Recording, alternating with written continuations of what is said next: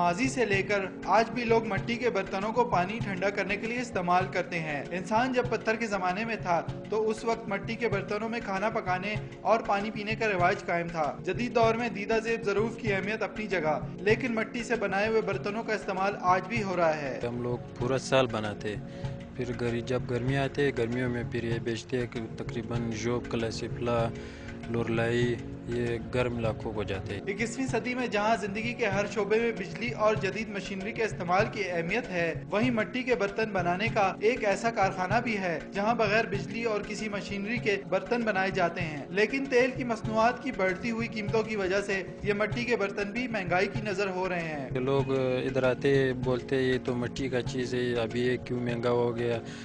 ابھی 3 مہینے پہلے مٹی 2500 کا ایک ٹریکٹر لاتا تھا، ابھی 4000 کا لاتے۔ اس جدید دور میں پانی کو ٹھنڈا کرنے کے لیے ہر جگہ فریج اور ریفریجریٹر زیر استعمال ہیں، لیکن اس کے باوجود مٹکے کے پانی کی مٹھاس اور ٹھنڈک کا مزہ ہی کچھ اور ہے۔